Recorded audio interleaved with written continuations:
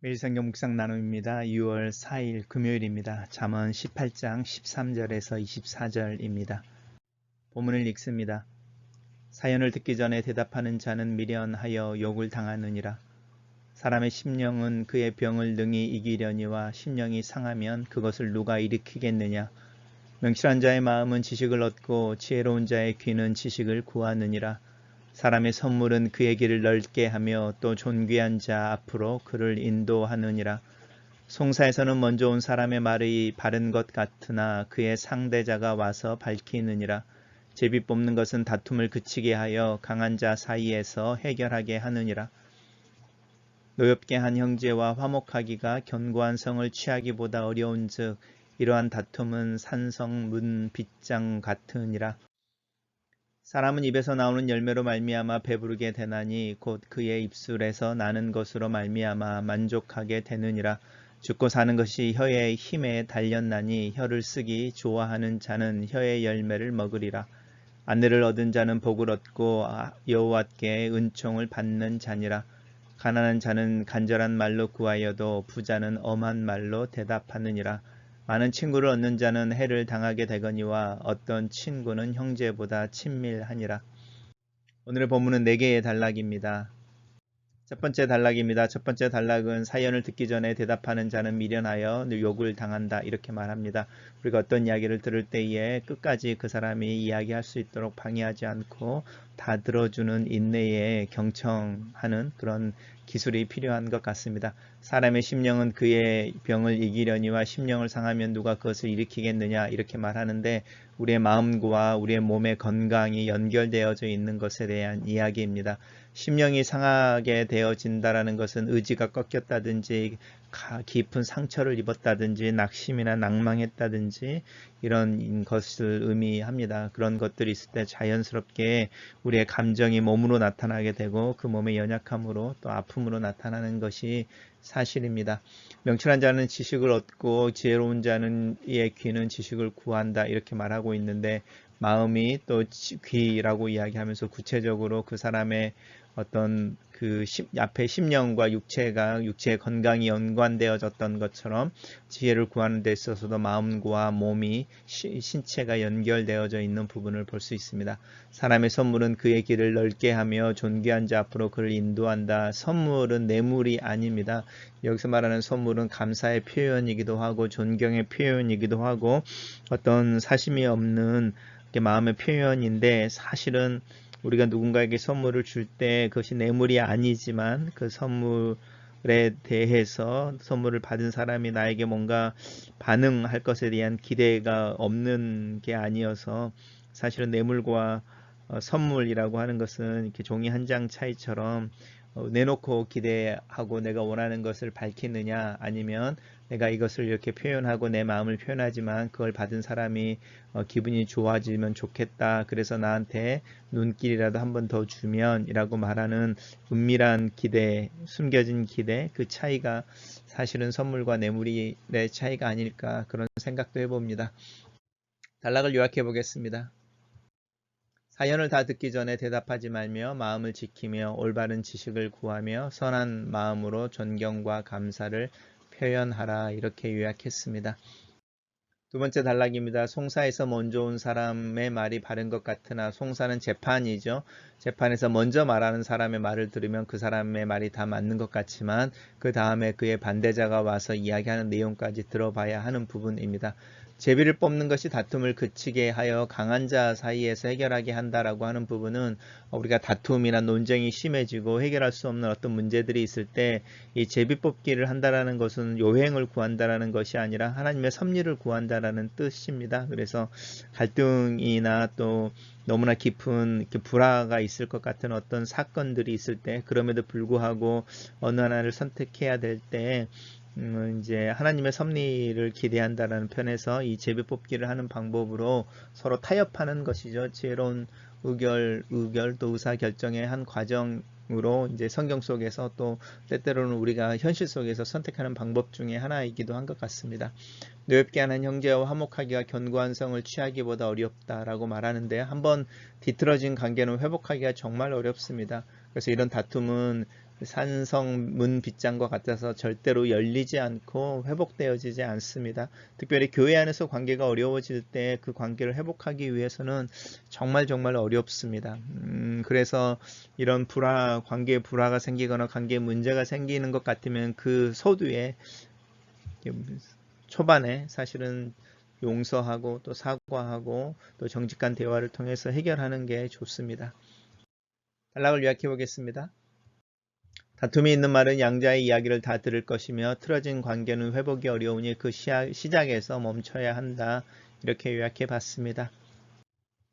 사람의 입에서 나오는 열매로 말미암아 배부르게 된다. 그의 입술에서 나오는 걸로 말미암아 만족하게 된다. 같은 이야기입니다. 입에서 나오는 말, 입술에서 나오는 것 똑같은 것이죠. 배부르게 된다, 만족하게 된다라는 것도 똑같습니다. 우리 잠언에서 계속 이야기하는 겁니다. 우리 입에서 나오는 말, 그 말이 열매가 있고 그 열매를 반드시 내가 먹게 된다. 그래서 쓴 말, 비난과 비판의 말을 하게 될 때 쓴 열매가 맺힐 것이고 그 쓴 열매를 내가 먹게 되는 거죠. 감사하고 칭찬하고 격려하고 사랑하는 따뜻한 말을 하게 될 때에 그 풍성하고 단고 따뜻한 열매를 내가 먹게 되는 부분이 있어서 말을 조심하고 또 선한 말을 하는 것은 나를 위한 것이기도 합니다. 죽고 사는 것이 혀의 힘에 달렸다. 그래서 혀를 쓰기를 좋아하는 사람은 혀의 열매를 먹는다. 그래서 오늘 이 단락 전체가 네가 말하는 것이 너에게로 돌아와 너의 양식이 될 것이다 라고 경고하고 있습니다. 단락을 요약해 보겠습니다. 입에서 나오는 혀 말의 열매를 반드시 먹게 된다는 것을 기억하고 혀의 힘을 두려워하여 말하는 것을 조심하라 이렇게 요약했습니다.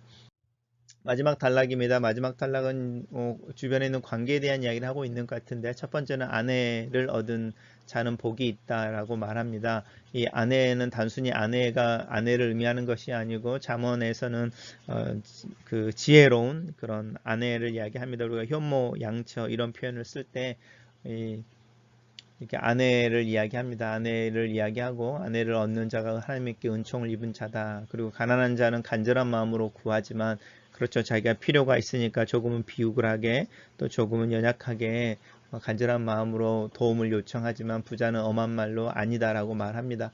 이 부분은 그냥 상황들을 묘사하는 것 같지만 이 부자의 엄한 말이라는 것 속에 공감이나 자비가 없는 것에 대해서 이야기하고 있다고도 볼 수 있습니다. 많은 친구를 얻는 것이 해를 당하게 되거니와 어떤 친구는 형제보다 친밀하다. 이게 잠언에서는 두루두루 사람들하고 이렇게 많이 더불어 얄팍하게 만나는 것보다는 몇 명의 친구들, 몇 명의 사람들과 깊이 만나는 것을 자주 권면하고 권장하는 것 같습니다. 왜냐하면 사람들을 많이 두루 만난다고 하는 것은 그 사람이 그만큼 허세를 부리고 또 그렇게 두루두루 이렇게 자기의 관계 속에 넣기 위해서 재정적인 지출도 사실은 훨씬 많이 있게 되어지고 또 자기 관리가 되지 않고 말에 실수가 많게 되는 영역들이 있습니다. 그리고 이 많은 친구들이 주변에 있을 때 내가 잘 되고 내가 파워나 또 권력이나 부가 있을 때는 그렇게 많아지지만 내가 어려움이 있을 때 정말로 내 옆에 있을 수 있는 진실한 친구가 몇 명인지 알게 되는 때가 있는 것 같습니다. 단락을 요약해 보겠습니다.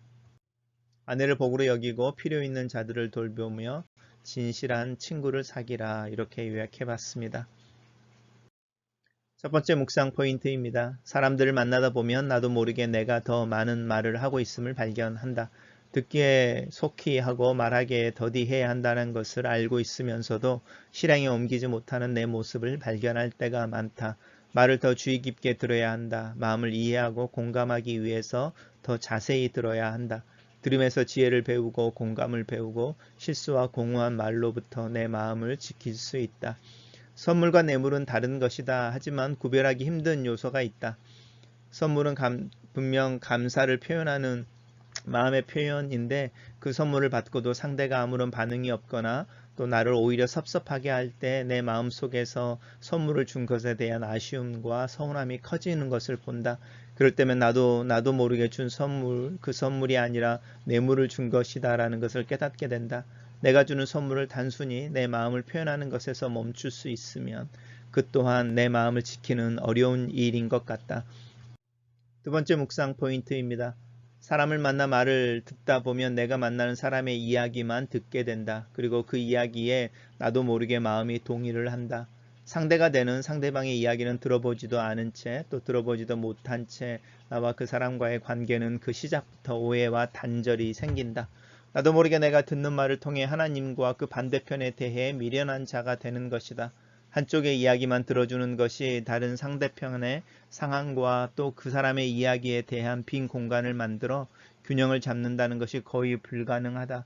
그래서 다툼이 있는 말, 그 말은 듣기가 어렵고 또 감당하기가 어려운 것 같다.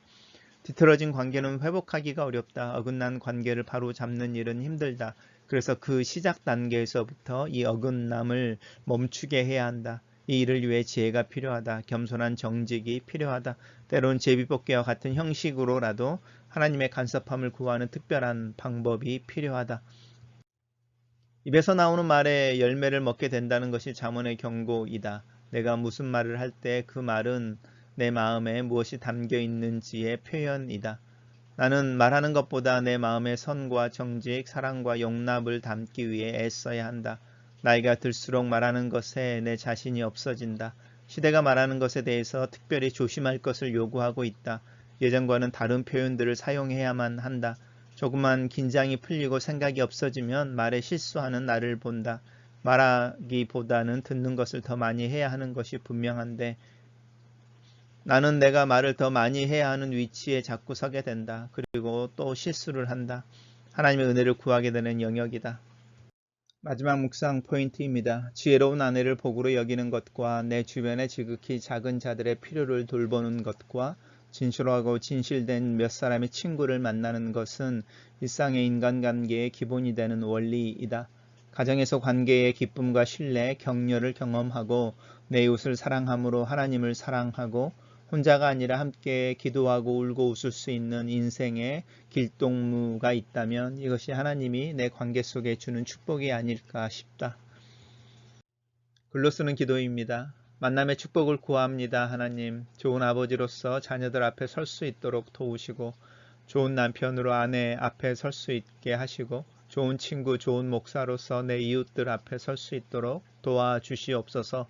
이 좋은이라는 단어가 말하기보다는 더 많은 것을 들어주는 모습으로 나타나게 하시고 분쟁이나 다툼의 말을 하는 것이 아니라 화해와 용서의 말을 하는 모습이게 하시고 험담이나 비난의 말 앞에서 균형을 잡고 함부로 상대를 판단하지 않는 겸손과 온유의 모습으로 나타나게 내 성품과 내가 말하는 습관과 또 다른 이들의 말을 듣는 지혜를 가지도록 나를 가르치시고 도와주시옵소서. 하나님 앞에서 정직하고 겸손하게 하시고 사람들 앞에서 하나님을 의식함으로 잠잠하게 하시고 화평하게 하는 자가 되도록 나를 도와주시옵소서. 예수님 이름으로 기도합니다. 아멘.